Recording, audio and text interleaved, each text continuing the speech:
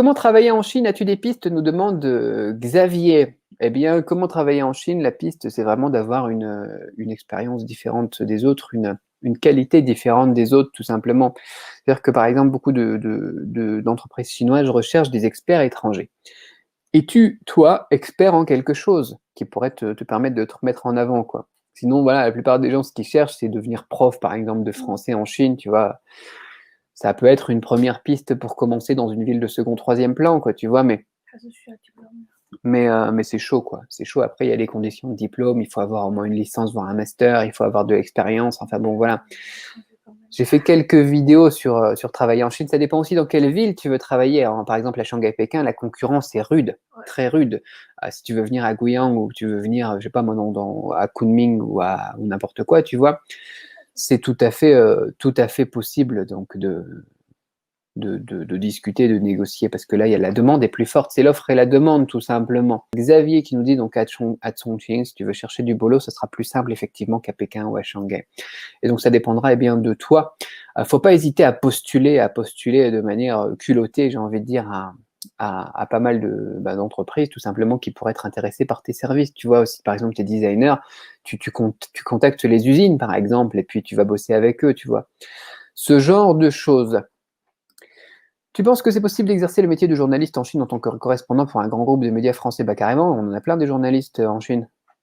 Donc oui, il suffit que tu sois bien recruté par le grand groupe de médias français et puis c'est eux qui t'enverront bien sur place, tout simplement. Dans la grande ville, il y en a les chambres de...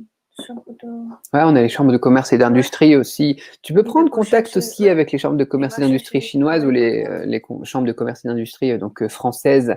On a la CCI, l'Alliance française aussi. J'avais déjà parlé, moi, sur mon autre chaîne de la CCI, la Chambre de commerce internationale, que tu peux contacter aussi, la Chambre de commerce internationale française, que tu peux contacter aussi, qui te mettront éventuellement aussi en relation avec des entreprises plus grosses qui sont sur place. Par exemple, ici, nous, à Guyan, on a Alcatel, qui est un grand groupe français. Il y a des trucs Ubisoft, etc. On a pas mal d'entreprises aussi qui recrutent des Français et des étrangers. Qui peuvent être effectivement recrutés là-bas à l'époque quand on avait bossé quand ma vénérable épouse avait bossé avec Kiabi, donc à Shanghai. Le premier Kiabi de Chine, c'était en partenariat avec la Chambre de commerce internationale et l'Alliance française aussi, qui peut aussi avoir des contacts. L'Alliance française, et aussi, n'hésite pas à contacter des services de l'ambassade aussi, qui pourraient te mettre aussi en relation. Bien sûr, le chinois est un plus. Hein. Si tu parles chinois, là, tu as un gros avantage. Ouais. Si vous êtes intéressé par l'apprentissage du chinois, je vais caser ma pub. Attends, rejoignez le groupe Facebook. On est déjà 2500 sur le groupe Facebook. On va faire un live sur le chinois juste après ce live. Faut pas que je déborde trop d'ailleurs. Donc, le groupe qui s'appelle Parler un chinois courant avec Cédric Beau.